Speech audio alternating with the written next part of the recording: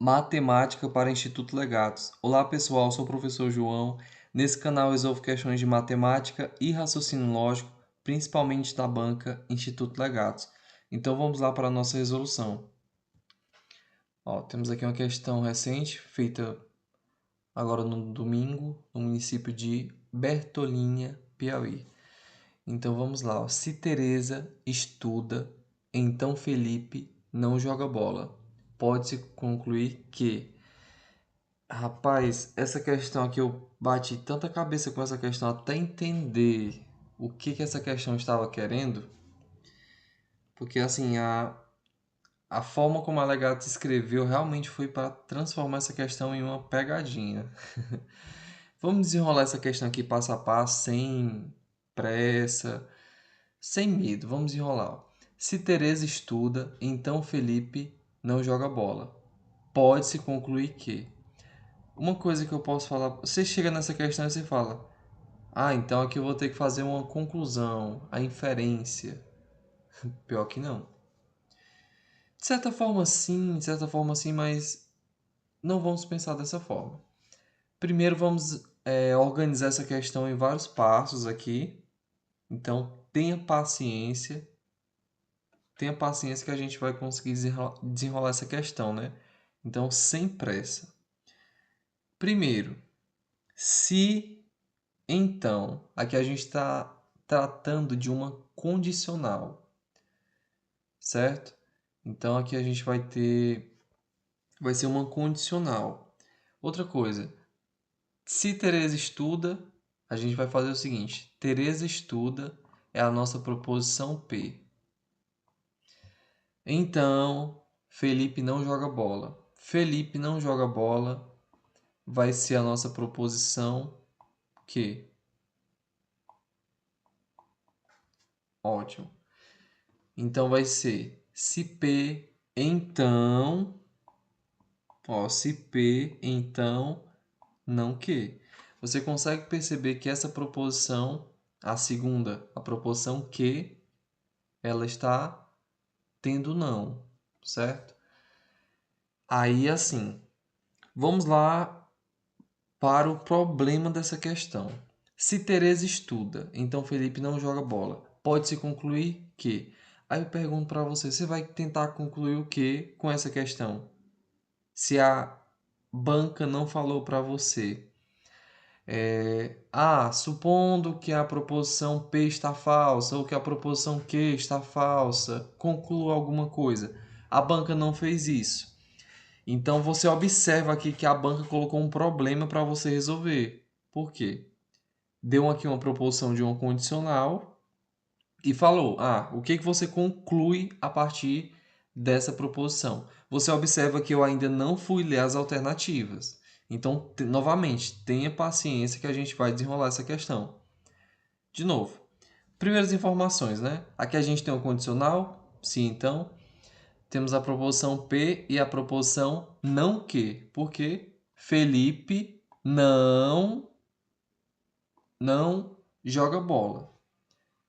Então a gente tem uma condicional, onde temos a proposição P, Teresa estuda, e a proposição não que, Felipe não joga bola.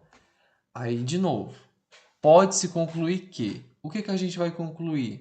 Como eu falei para vocês, pessoal, a banca atenta para isso. Pega seu caderno e você anota aí no seu caderno, no seu resumo, quando você for fazer prova de alegatos relacionado a esse tópico de conclusões relacionadas a o conectivo se então, a nossa condicional. Observa, nessa questão, a banca em momento algum, ela falou assim: suponha que a proposição Q ou a proposição P esteja falsa. A partir disso, faça a sua conclusão lógica. Entendeu? E até no final do vídeo eu vou pensar numa forma para poder mostrar isso para vocês, como que seria, né? Mas vamos aqui. Pessoal, a banca falou para vocês, se Teresa estuda, então Felipe não joga bola. E pede uma conclusão. Aí eu pergunto, você tem como fazer uma inferência, uma conclusão lógica? Não tem como. Você não tem como. Sabe o que é que tem como você fazer? Que, de certa forma, as bancas, é um consenso das bancas. Quando você tem uma proposição, né, e você quer concluir algo dela, você pode fazer uma reescritura dela, uma reescritura dessas proposições. E essa reescritura, falando aqui em língua portuguesa, né? Mas agora trazendo para aqui a matemática e o raciocínio lógico, quando a gente faz uma reescritura, a gente está falando de equivalências.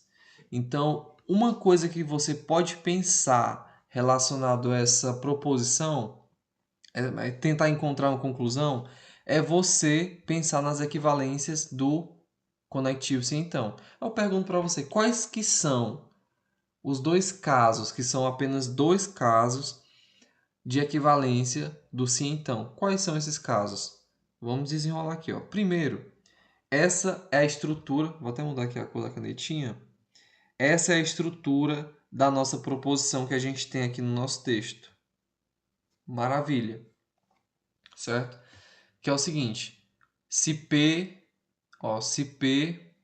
então não que. Tranquilo, não acredito que você nesse momento já pegou isso que eu repeti várias vezes. Se não, leia mais uma vez, algumas vezes que vai dar certo. Ó, a gente tem P, se P, então não que. Essa é a proposição condicional. Observa. Alegados colocou no seu edital que você vai ter que estudar equivalências e contrapositiva. Então, nesse caso aqui, a banca, ela pediu de você, não foi para você fazer uma inferência lógica. Não. O que a banca, se você fosse fazer uma inferência lógica, a banca, ela teria que ter dito para você: "Ah, suponha que a proposição Q seja falsa. Então você pode concluir o quê?" Só que a banca não fez isso.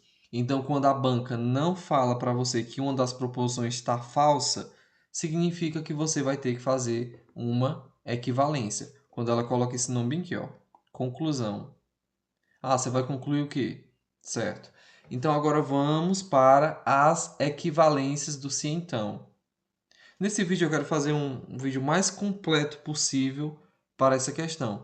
E não só para essa. Então, novamente, paciência. Deixa sua curtida, seu comentário, se está gostando desse vídeo. Quer mais vídeos como esse. Inclusive, se você ainda não é inscrito no canal, se inscreva, compartilhe com seus amigos e vamos continuar. Aqui é a estrutura da nossa proposição. P, se P, então não Q. Então, qual que seria uma das possíveis equivalências, que são duas? A gente vai ver as duas aqui. Uma equivalência possível seria essa daqui. A primeira possibilidade aqui de equivalência, né? Seria a gente negar a primeira proposição, ou seja, se Teresa estuda, a gente trocaria esse Teresa estuda por Teresa não estuda. Ou, aí aqui a gente colocaria o conectivo ou Felipe não joga bola. E manteria a segunda. O que é isso? A gente está tendo essa primeira proposição e a gente vai fazer uma equivalência dela. A primeira equivalência é trocar o conectivo se então pelo conectivo ou, negar a... Ó, que foi isso que a gente fez. O primeiro passo foi trocar o conectivo se então pelo conectivo ou. Maravilha. A gente fez isso, primeiro passo.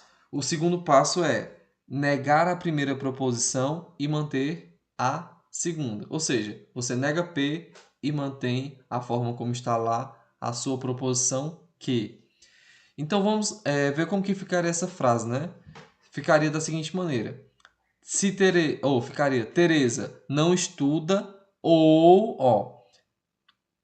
Teresa não estuda ou Felipe não joga bola. Aqui seria uma possível resposta. Vamos ler as nossas alternativas. Ó, se, se, se, se então, se então, se então, se então e se então. Aí eu olho para aqui, você fala, professor, beleza. Você falou que essa questão a gente resolve utilizando equivalências lógicas. Mas eu observei que em todas as minhas alternativas, todas tem o conectivo se então. E agora o que é que eu faço? Pessoal, como falei para vocês, as equivalências lógicas do conectivo se então são duas.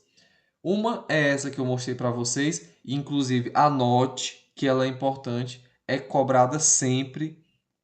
Então é importante que você tenha essa noção. Outro caso que a gente pode encontrar em questões relacionadas à equivalência lógica do conectivo se então, é até um princípio que a gente chama de contrapositiva, que é o que a gente vai conhecer agora.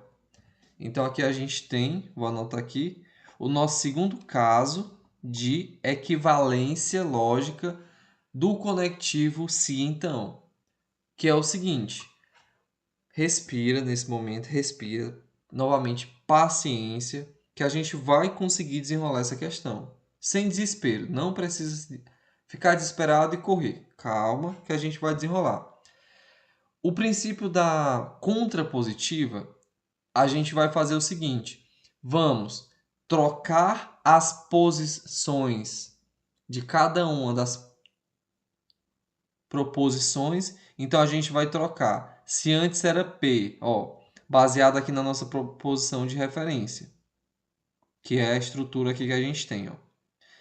A gente vai trocar o P e o Q de lugar. Um vai ocupar o lugar do outro. Ou seja, eu coloquei o P, primeiro passo foi isso, a gente troca o lugar das proposições.